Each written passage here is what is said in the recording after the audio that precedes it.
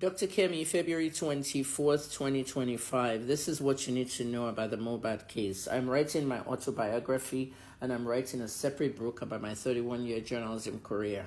I am now a health consultant, so it's not unusual for you to see some of the stories I've done in the past because I'm going to be referencing them in my autobiography. Many of those stories, I have become vindicated of them. Dennis Igwe apologized to me on a live video, and I appreciate his apology for not speaking to me in 2020 about the Archangel scandal. So you'll see updates like that. You have seen the NAFDAC and the USAID update. I was vindicated. You have seen the Babangida announcement in 2014 that Babangida annulled the election in front of General David Mark and a 10-member delegation. I was vindicated, and I just updated that, and the Mohbad case is definitely one. So I created a hashtag called IJ Mohbad Commentary. Now, for the idiots that say if you have evidence, take it to the police, would you shut the fuck up? Okay? It's not about having evidence. It's about I did a full-length investigation. I did a 60-day investigation, September 15th to November 30th, and I also did a 1-year investigation after that. The results are the same. Wunmi Adebanjo took Mohbad's life. I tweeted almost 12 times, 12 affirmative tweets, not non-affirmative. Non-affirmative means allegedly. No. I went and tweeted from my chest, Wunmi killed Mohbad. Wunmi took Mohbad's life. The police ignored it.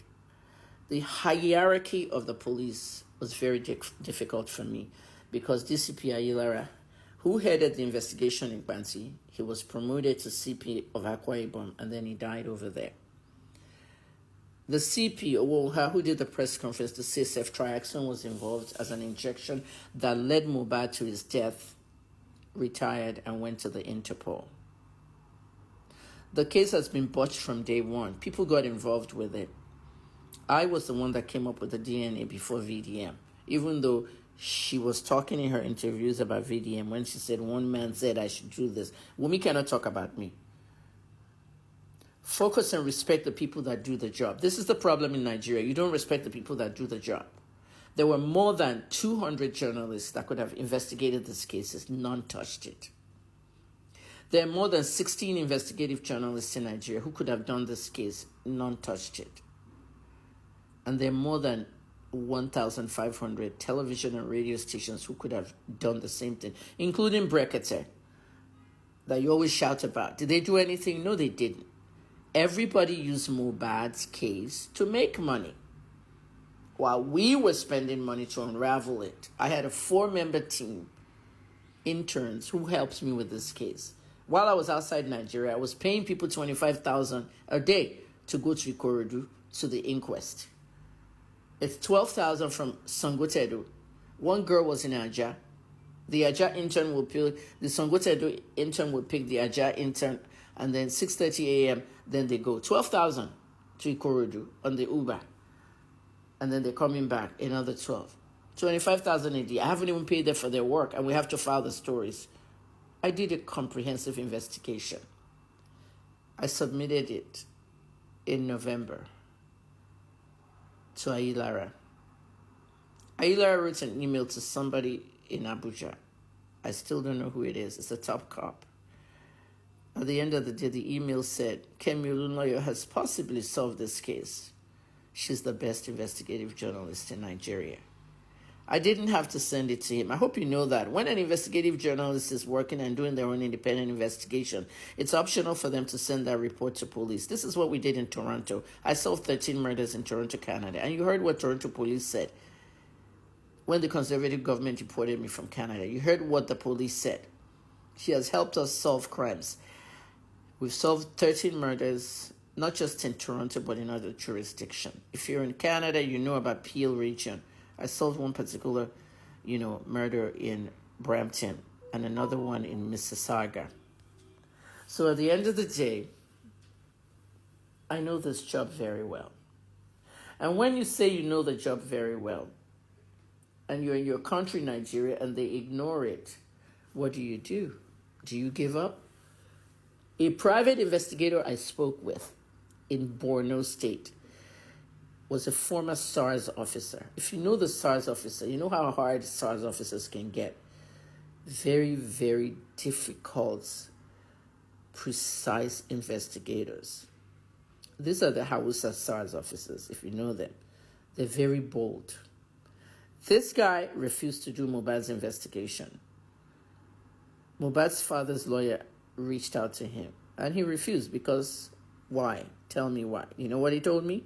He said he has a family. What? You're now a chicken or what? He said, no, it's not just being a chicken. They're going to kill my family. If they don't kill me, they'll kill my family. This is to tell you a very big top SARS officer, a former SARS officer, of course, SARS has been disbanded, was scared to even touch this case. I touched this case and I investigated it top to down. And you already broke come answer me if you have a visit, go to or you got to share Wunmi, oh my shomoing. This is why I'm saying book by intake Wunmi 325 million. Tibu Bawen, your dafu Wunmi.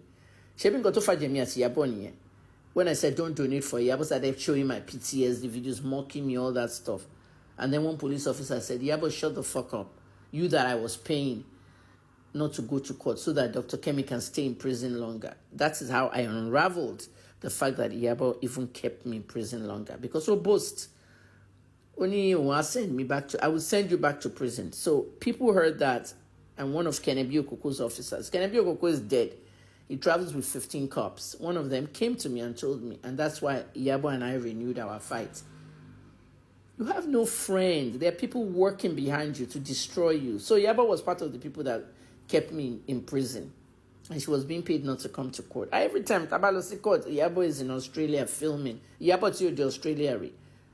Aye Leo, about 325 million lori Mohbad. Gbogbo yín wá pín láàrin ara yín, ó lọ ṣèyàwó ọmọ ẹ̀ ní Tanzania. How many weddings? 6 weddings. Blood money nìyẹn Ìyábọ̀. Owó tẹ́ gbà lórí èèyàn tó ti kú. Ṣé tíyàwó Festus bá pa Festus that same way, wọ́n máa jókòó sílé wa máa wòran. Wọ́n máa dúró de police.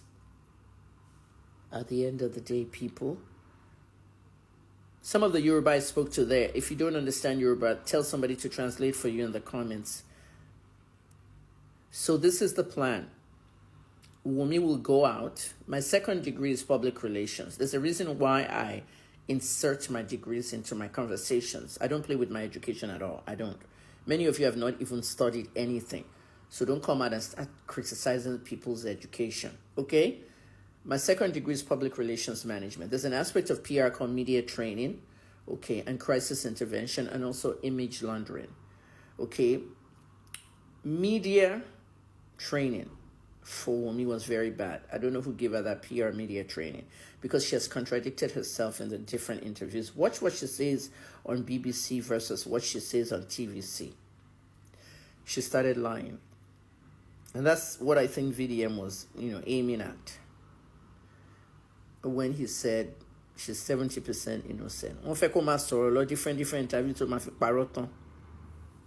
The second thing is image laundering.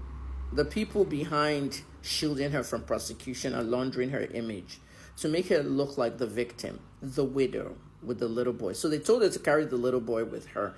In a normal case, I've done PR for a lot of people in America and Canada, mostly music artists, but in a normal PR scenario, okay, the child wouldn't even go to the interview with her because the child is the subject of the murder.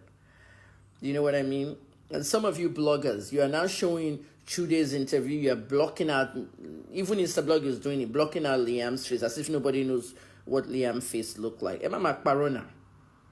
You know what I'm saying?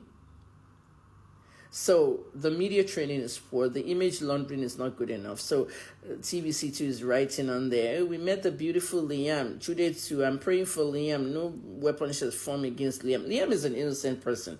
His mother slept around. This is why we are leaving this on the internet, because the internet never forgets. Wunmi did 2 DNA tests. Okay, 2 good ones, right? Tonto 1, Abuja. Yabo 1, Lagos. They came out negative from Mohbad. They should do a DNA test with everybody standing there, the father of Mohbad and everyone. When I announced my medical leave, Wunmi quickly paid bloggers to announce that the DNA has been done. Mohbad is the father. It didn't work. Yabo, we're behind here now. Continue. We're waiting for Channels News and the others. Just an update, everybody. Thanks. has fear for hospital, like he's paranoid. Like, ever since the NDLA attack and the issue he had with his like he has been paranoid. He's okay all through that time. It was fine. It was just a minor cut, like a minor cut. It was not deep. Like, I had to wake him up and tell him that I need to go to the hospital. But he said the nurse is coming. So I called Bami to ask the nurse. Bami